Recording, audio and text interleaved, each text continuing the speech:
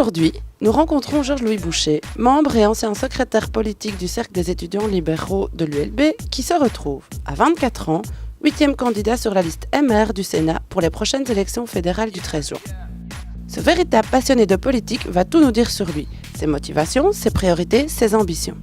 Découverte. Eh bien, bonjour Georges-Louis, j'espère que tu es prêt à passer sur le grill des étudiants libéraux. Alors premièrement, quelques questions sur ton engagement associatif et politique. Le secteur associatif t'a toujours intéressé. Pendant tes études, tu as été très impliqué au Cercle des étudiants libéraux de l'ULB. Pourquoi cet engouement ? Quels ont été tes rôles et réalisations ?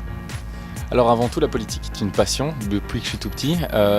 Donc je suis né en 86, c'est la première campagne électorale que j'ai vraiment suivie attentivement. Ce sont les présidentielles de 95, donc c'était assez tôt. Et donc fatalement, l'engagement étudiant est une manière aussi d'affirmer ce type de passion et de volonté de vouloir s'engager au profit des autres, dans des projets, travailler en équipe.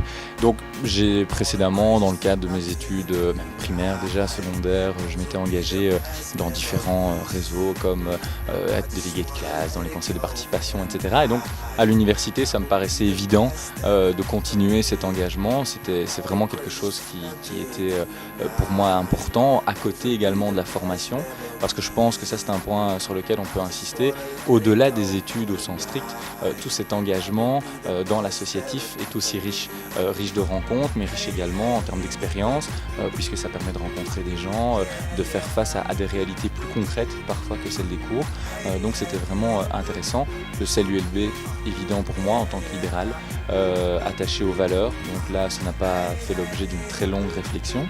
Et donc ce rôle au sein du CEL-ULB, c'était un rôle qui me tenait particulièrement à cœur, puisque c'était celui de secrétaire politique.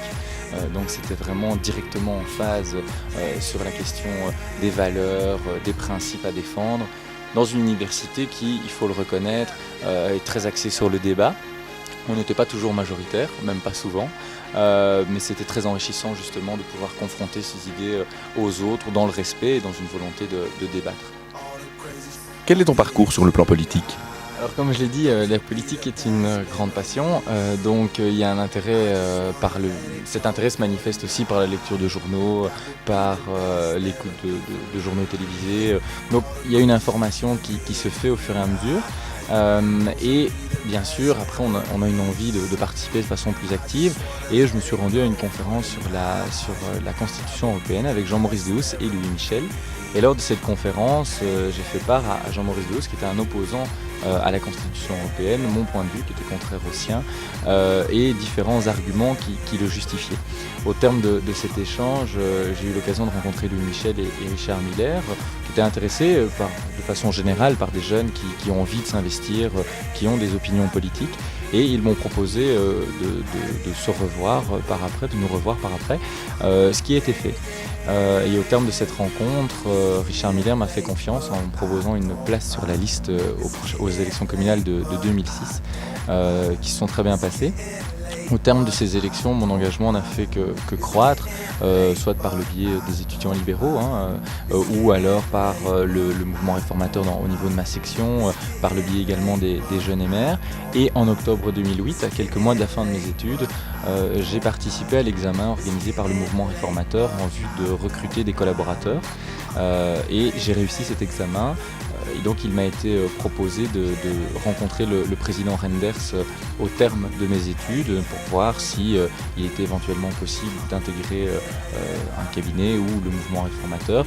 Et au terme de cet entretien, en juin dernier, le ministre Renders m'a proposé d'intégrer son cabinet, ce qui pour moi était...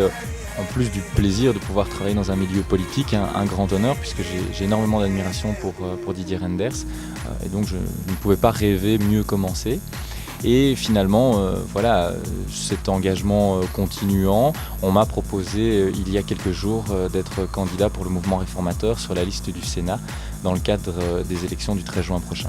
Alors Georges-Louis, 8e candidat sur la liste MR au Sénat, c'est pas mal du tout. Comment ça s'est passé ? Est-ce que tu trouves que tu n'es pas un peu jeune ? Est-ce que tu as une ambition particulière après le 13 juin ? Alors merci tout d'abord pour le pas mal du tout.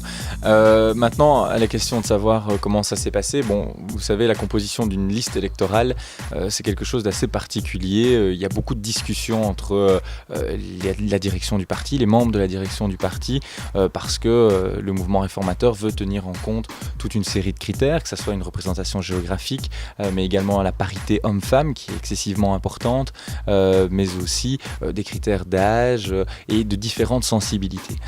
Donc, très difficile de savoir pourquoi à un moment donné le choix s'arrête sur votre nom plutôt que sur celui de votre voisin, mais il est certain qu'une telle proposition ne peut pas se refuser.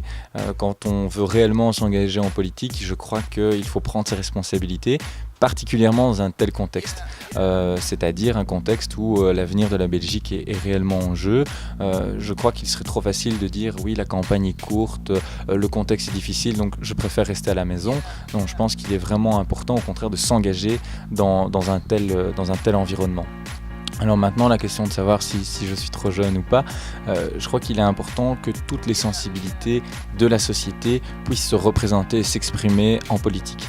Et à ce titre-là, la jeunesse a son mot à dire. Je le disais, l'avenir de la Belgique est potentiellement engagé dans le cadre de ces élections.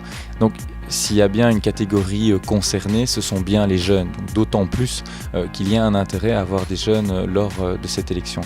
Alors, il faut bien sûr que ça ne soit pas un gadget, mais ça c'est ma responsabilité, notre responsabilité à tous les candidats jeunes, de montrer que nous sommes là pour des idées et pour du fond. Et enfin, je terminerai quand même par un constat en ce qui concerne en tout cas l'aspect de l'âge, c'est que beaucoup de gens très expérimentés sont responsables de la situation.